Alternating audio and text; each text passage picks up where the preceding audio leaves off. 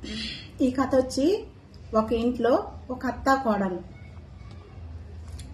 కోడల మధ్యలో ఎప్పుడు కానీ కోడలు అనేది అడ్జస్ట్ అయ్యి నా కుటుంబం అనుకొని ఉంటుందంట.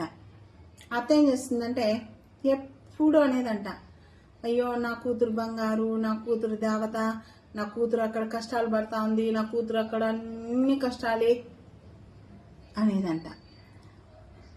ఏంది కూర్చుంటే కూతురు, లేస్తే కూతురు, పనుకుంటే కూతురు అంటుందంట. బాగా వినండి కథ పూర్తిగా, వెంటనే టోల్ చేయొద్దండి వీడియో, పూర్తిగా వినండి. నేను ప్రపంచంలో జరిగేదే నేనడా మీకు చెప్పగలుగుతా. అంటే కొన్ని నాకు తెలిసి చెప్తున్నాను, కొన్ని నా ఫ్యామిలీలో జరుగుంటాయేమో, అక్కడక్కడ వింటున్నాం కాబట్టి చెప్తున్నాను అనేదంట. ఎప్పుడు కూతురు జపం చేసేదంట. అప్పుడు ఆ కోడలు వచ్చి అడిగిందంట, ఎప్పుడు కూతురు జపం చేసేదానికి కూతురు దగ్గర ఉండొచ్చు కదా, నిజమే కదా కోడలు అనేది. నీ కూతురు అనుకునింది దాన్ని కూతురే పెడుతుంది అనుకున్నప్పుడు కొడుకింటికి కొడుకు దగ్గరికే రాకూడదు. కరెక్ట్ కదా? కూతురు దగ్గరే ఉండాలి, కూతురు దగ్గరే జపం చేయాలి. అల్లుడు ఎన్నాళ్ళ ముచ్చట, మొన్నాళ్ళ ముచ్చటే. నీ కొడుకున్నాడో నీ కొడుకు చూడాలి, మాకేం కర్మ అంటాడు.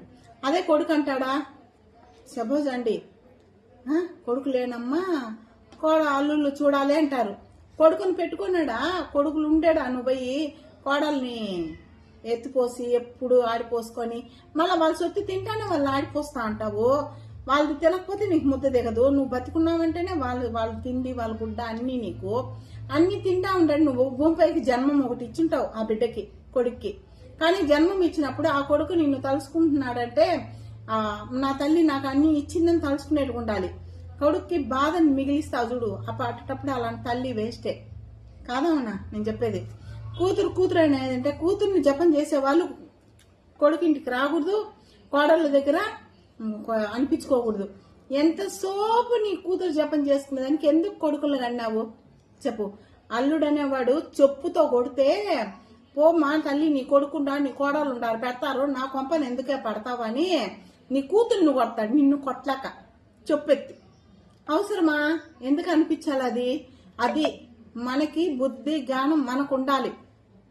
నా కొడుకున్నాడు, నా కొడుకు నాకు గొప్ప, నా కోడలు నాకు గొప్ప అంటే అక్కడ కోడలడ నీకు ప్రేమ అనురాగం కలుగుతుంది. ఎంతసేపు కోడల దగ్గర కూర్చున్నాడా నా కూతురు అనే ఇలాంటి సైకోలకు చెప్తున్నాను. కూతురు అనుకున్నప్పుడు కూతురు ఇంట్లో పోయి సావాలి, కొడుకింట్లో వచ్చి సావకూడదు, కొడుకింట్లో ఏ పని తినకూడదు, ఏ పని చేపించుకోకూడదు. అవును కదా? కరెక్ట్ కదా?